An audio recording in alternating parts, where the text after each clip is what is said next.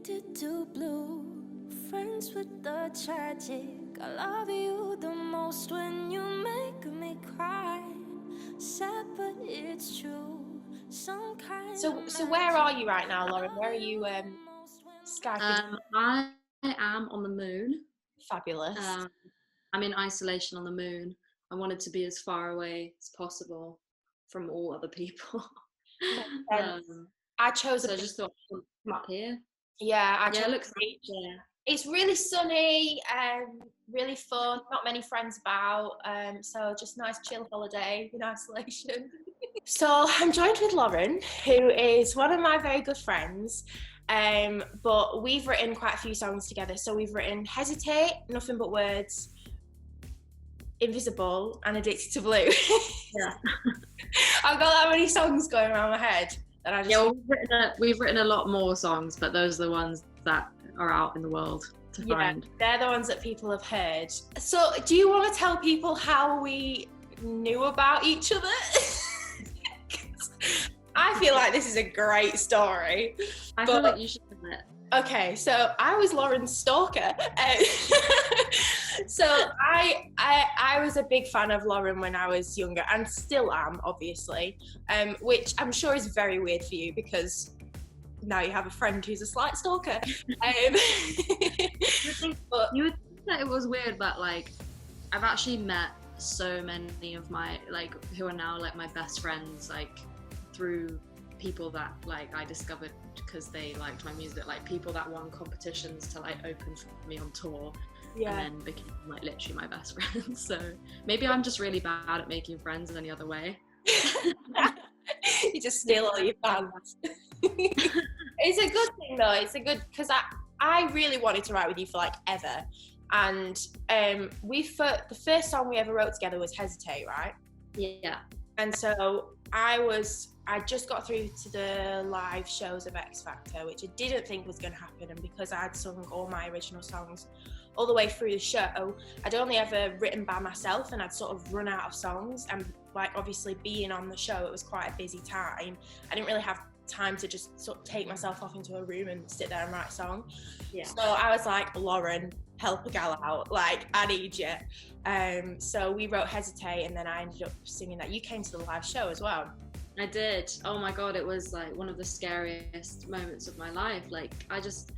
I obviously I've seen X Factor on TV, but being in the studio and watching it, it was just I was just so nervous for you, because I was just this is so crazy, and it's such a weird environment to perform in and everything, you know. It's just I remember when you got the most votes that week or something, and I literally jumped out of, because I was sat next to Luke, who we wrote the song with, and I literally jumped out my chair and screamed when they announced that, and Luke was like, sit down. And then I got to sing it twice. Yeah, you had to sing it twice. Yeah, so I mean, we got the most out of it, but I think that was a weird one. With Hesitate, we wrote a second verse, but with Nothing But Words, we very much wrote that song for the show. So obviously songs got cut down to 2.5 minutes. So we didn't even write a second verse for that song, which is unknown to crazy. Love that. World. Yeah, I mean, we're prone to skip a middle eight, but a second verse, we normally get told off for missing that out. That is lazy. Yeah, it's very lazy. But so that one we wrote specifically for the final. But that was another one where I just rang you up and I was like, I've got through to the final, wasn't expecting this, still don't have enough songs, help me out. I was really ill in that, so I didn't even... You were really ill that day. I didn't even sing the demo. On the sofa, Yeah, I was just completely out of it. So I think I was starting with tonsillitis the week before the final, and you sang the demo in the session because I couldn't. Oh, yeah, you did. Yeah, I still got that recording as well. It's way better than the live performance. No, it's not. Shut up. But Invisible, obviously, we wrote together with Adam Argyle. Yeah. That is my favourite pairing of writers ever. Oh. I think it's my favourite song, writing wise. I just love the story that it tells and how honest it is, and just everything that song stands for. Yeah. But we just had a great session. We did. Well, I hadn't met Adam before that session. Yeah. And he came in and was like immediately talking about fart porn or something. Like, and I had just met him like 5 minutes ago. Yeah. And the thing is, now that you know him as well, you're like, yeah, that's happened. This is humour, and I love it. I love it. But we had a really great time. So I can't remember exactly whether it was after like a party that I'd been to where there was paparazzi, or if it was just before. I can't remember when we wrote that song, but it was just about like me not wanting to go out and leave the house and have my photo taken. And I came in with that story, didn't I? I was like, I just want to write this really sad song. And I actually used Low, which is one of your songs, as a reference. Yeah. Because I'm that kind of fan. And I was like, I just want to write a song that's like really unhappy and doesn't have this like, but it's gonna get better at the end. Like, it's just really sad. Yeah, well, just for it to be completely honest about where you're at that point, and yeah, like, both me and Adam could relate as well, you know, and have all been through times like that. Yeah. And I think he said the word invisible, right? He was like, oh, we should, maybe it's about how you can't see it. You know? Yeah. I have that in my brain so much, like just the way that Adam went outside and came back in the room and was like, I've got it. Me and you were both sat there like, But it turned out to be a great title and we stuck with it. Yeah. Yeah, that's a very important over one note on the keyboard. We were in that horrible writing room that was like more like an office. Yeah. It was just a computer. Tiny little MIDI keyboard, and I was just playing this one note. Yeah. And started writing it like that. Yeah, and it lived like that for ages as well. Like, me and you went up to Adam's studio in Northampton to sort of produce it as well, because I think that was quite a hard one to produce, because obviously we wrote it so bare over that like one note, and the lyrics meant so much. It was like, how do we take the production and make it so that it doesn't overtake the actual meaning of the song? Yeah. But I think we smashed it. Did it turn out differently to how you imagined that song would turn out? I think it did, but then when I think about it, when you were saying about like Low as the reference and all these other songs that you were sort of listening to at the time, I think it makes a lot of sense that it was going to build in that way. Yeah. And, you know, like become something bigger at the end and become this sort of like explosion.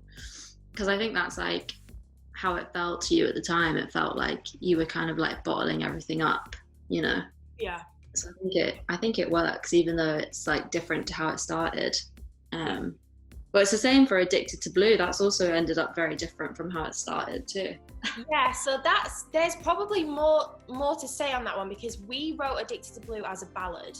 We wrote it at the piano, and it lived as a piano ballad for like a year and a half. So we wrote that song November 2018. And like, I knew that it deserved to be an upbeat song. I think for a long time we were looking at having that song as a feature on a dance track, or like, I always pictured like a Clean Bandit, not saying that I could achieve that kind of heights, but like that kind of style. Yeah, and I knew that although it sat really well as a ballad like it was, and it sounded great as acoustic, it could be so upbeat. And production wise, I sat with that song for so long deciding what we wanted to do. Like, I've been looking back over the footage of when I was producing it with Elias, and there's just so many different versions of this song. Do you like how it turned out? No. Really? Yeah, of course. I love it. Yeah. I love it. I think it definitely took me a minute when you sent me the first version where it had all the drums and everything. Mm-hmm. I was just a bit like, ooh, and it took me a minute to get used to it, but I think it really suits the song, and I think that that's what it wanted to be all along. But I still love the piano version too. Yeah, so I've got 2 acoustic versions coming out of it, which is very fun. So nice. and a guitar. But yeah, I think I do love it as it stands, and it's just nice to have a little bit of fun with that song as well, because it is, I wouldn't say it's like mega sad, but we were both in long distance relationships at the time when we wrote that, so I think we really bonded over the lyrics of it. Yeah.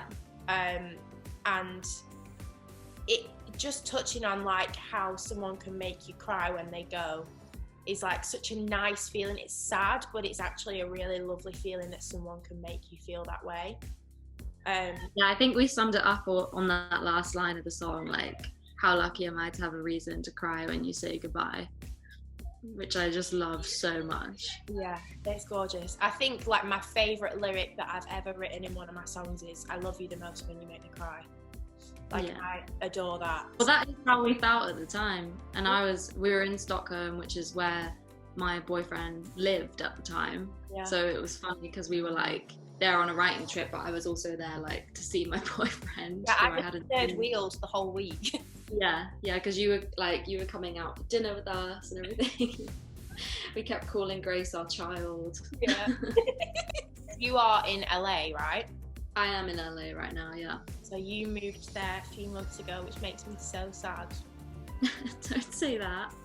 I feel like I've lost my little writing partner and friend, and I'm just like, I'm gonna have to come out and visit you. Well, I'm supposed to come next month, but we'll see. Yeah, we'll see how it goes. We'll see what happens. Thank you for chatting to me about writing songs, and I feel like I've written some of my best ones with you. And obviously, as a fan of your music now and in the past, like, it's proper nice that I get to write with you. Like, my mum will vouch for this.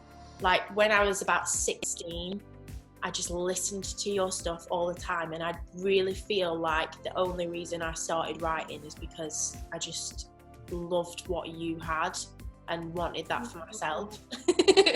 That's so nice. Yeah, but yeah, you're a massive inspiration to me, and obviously to have you as a friend as well now, and just have you part of my journey, because you've really been there for all aspects of my journey. I remember like giving my first EP when I was 18, like 5 years ago, to you when I was at your meet and greet for one of your gigs.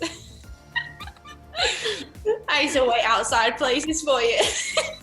So there's that picture of us, isn't there, like in some venue? Yeah. Somewhere before we knew that we were going to become friends. Yeah. Which I think is really cute.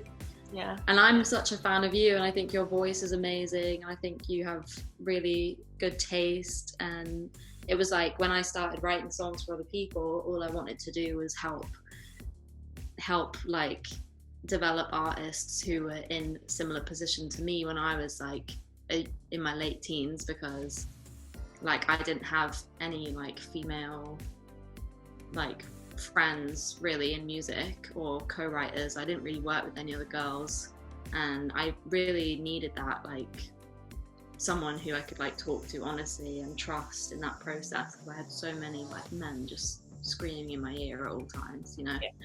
Yeah. So it makes me really happy that I could sort of be that for you and like guide you through it in some way, you know. Yeah, it's good. Oh. Well, thank you for chatting to me. I very much appreciate it. Of course, babe. And when you're back in England, you will write more bangers. We will. We will. If I ever get home. Yeah, that's true.